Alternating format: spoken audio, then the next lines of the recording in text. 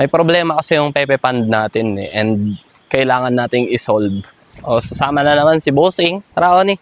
Grabe, sobrang dami namin ginawa this week. Tignan nyo yung pusa ko. Nadidistract ako eh. Every time nalalabas ako, kailangan lumabas talaga niya. Ito na yung tatawaging AFK Day 4. Nagmumuni-muni si Oni sa Pepe Pond. Huh? Ayusin na natin para makadalaw na kayo. Pagdating siguro ng rainy season, magiging maputik. Okay naman yung lupa dito. Sa itong mga pinagtibagan, gagawin kong pathway. Tara, ile-layout ko na siya na ganito. Alright, so wala daw maso yung kapitbahay. Gago, delikado yun. So titiisin na lang natin tong ganito. It's broken. Biyakin natin. Kagi, di kaya. Kailangan nating SS-an. The calling blade! Grabe, para akong si Thor. Thor pero calling blade, di ba kay Axe yun? Shoutout sa mga Dota boys ng Banawi.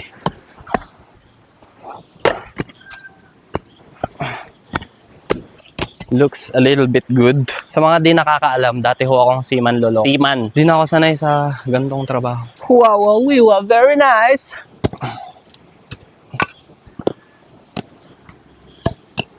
Ayan, Pepe Puff. Before we create, rehydrate. And syempre, pagka-rehydrate, wala kang pagpapatungan. So dito mo ilalagay sa Pepe Link Table Gen 2. Starlink, baka naman. Kailangan tayo ng konting gabot kasi pag hindi mo gagabutan ay mag-color green. Uy, Prince Oni, tulungan mo ako magbuhat. Buhatin natin. Ayan, ganyan yan eh. Wala na nga siyang trabaho dito sa bahay.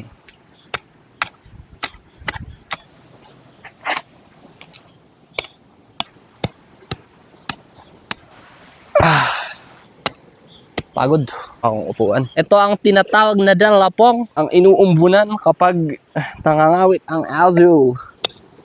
Ihingi yung TV, baka gusto mo magkape dito sa All for Coffee, AFK.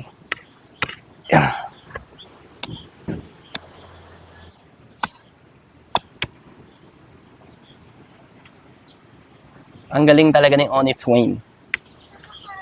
Dadalhan tayong foods, mga kapepe.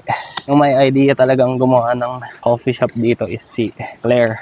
Alam niya naman na stream lang tapos tulog, trabaho. Fish fillet. Tutuloy ko na. Sarap. Si Oni, andito yung best friend ni Oni. Magkaaway sila eh. Ayan. Hinahanap niya. Tumigil kayong dalawa. Hoy. Awat na. Ayokong nai-stress tong pusa ko eh. Awat na. Tama na. Panalo ka na. Iuwi ko lang siya kasi nai-stress. Wag na. Okay na yun. Kaya panalo ka na. Ka na kasing lumabas, ha? Alright, back to work, mga kapepe.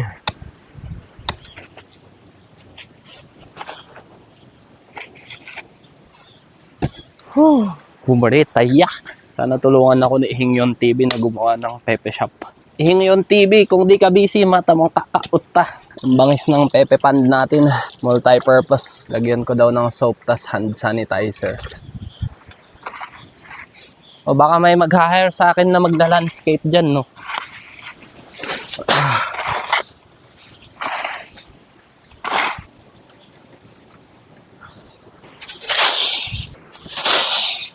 Ayan, tutulungan daw tayo.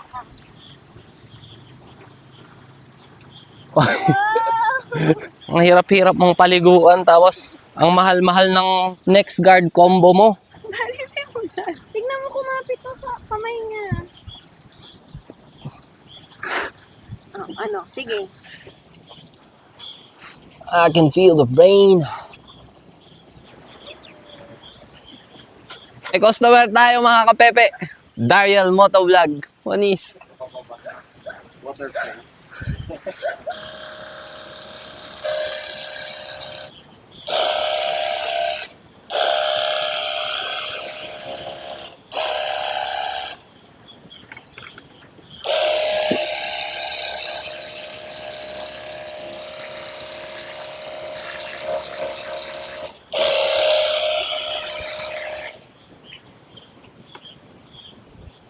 Kulang pa to.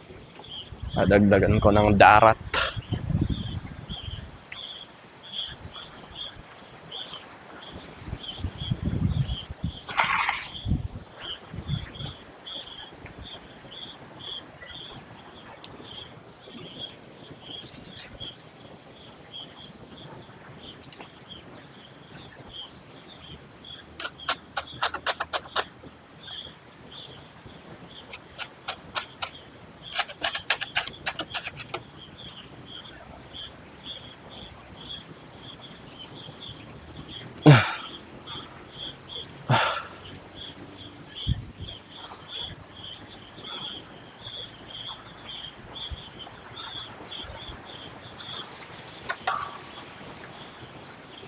Oh no, palubat na ako mga kapepe. So, tatapusin ko na lang to. Babasain ko lang naman. For sure, uulan ngayon. So, antayin natin siyang mag-set. Adjust na lang ulit natin bukas. So, ayun, at least na-solve na yung problema natin dito. Ang hirap pag puro putik yung lalakaran mo. Hindi pa to final. Titignan na lang natin kung anong kinalalabasan. Paunti-unti, makakapag grand opening din tayo. So, once again, Pepeng Agimat, Kapepe for life.